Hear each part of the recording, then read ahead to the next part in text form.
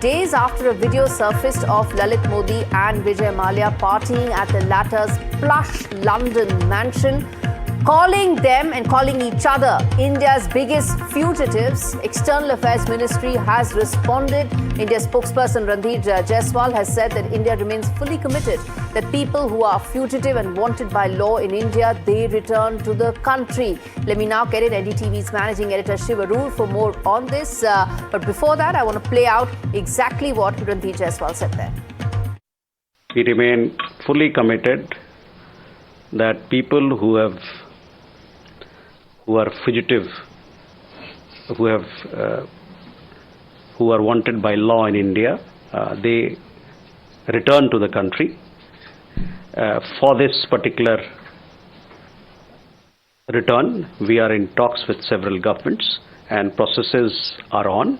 As you know, in several of these cases, there are several layers of legalities which are involved in it.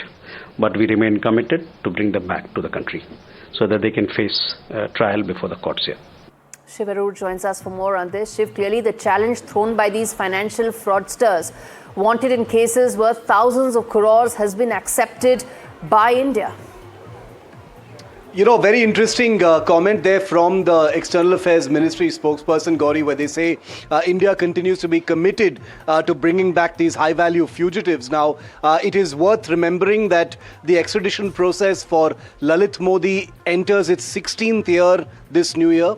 And for Vijay Mallya, it's a decade that he will be spending once we hit 2026. He left in 2016.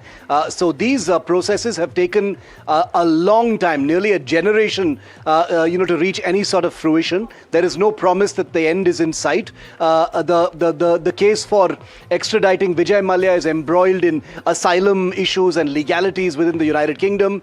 As far as Lalit Modi is concerned, things have progressed quite a bit, but they've been entangled once again in the complicated court processes in the United Kingdom, which leads to a larger question about the India-UK relationship and the protection and the haven that has been provided to large-scale financial fugitives that both Lalit Modi and Vijay Mallya are accused of being. The very fact that they were able to taunt India during a birthday video, say we are India's biggest fugitives, in my view, Gauri, is not just a commentary on how futile our efforts have been to bring them back, but also shines a light on the United Kingdom, which pretends to be a great Western power, a country that follows the rule of law, but as yet is a country that has provided a safe haven, has its legal system and its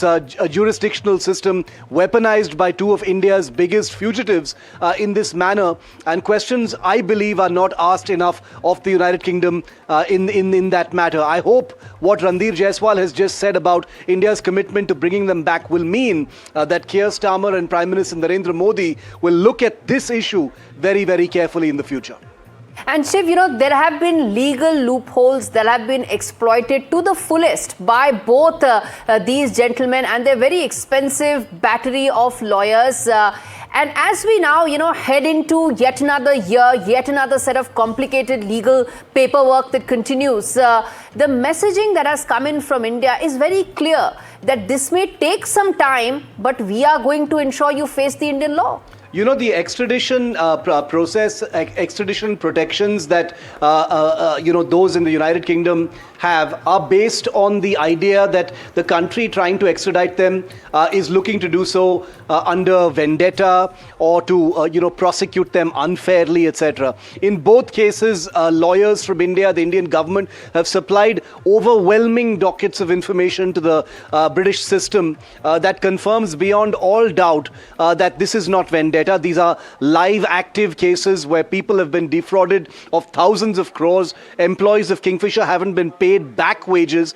It is a shameful thing, to actually have to pursue nearly 16 years later. But that is the reality of where India stands as far as both these fugitives is concerned. I only wonder what else India can do. Sure, we can look at every single loophole, plug every loophole, provide more information, more dockets, get some more expensive lawyers. But let's remember that whether it is financial irregularities in the IPL or defrauding up to 9,000 crores in the Kingfisher issue, these are two men, Lalit Modi and Vijay Mallya, who clearly have vast resources to buy the world's best lawyers, who are able to stay one step ahead of the world's largest democracy. Let's not kid ourselves about that. All right, I'm going to leave it there. Shivaru, NDTV's managing editor, decoding that for us and giving us his perspective on that big story.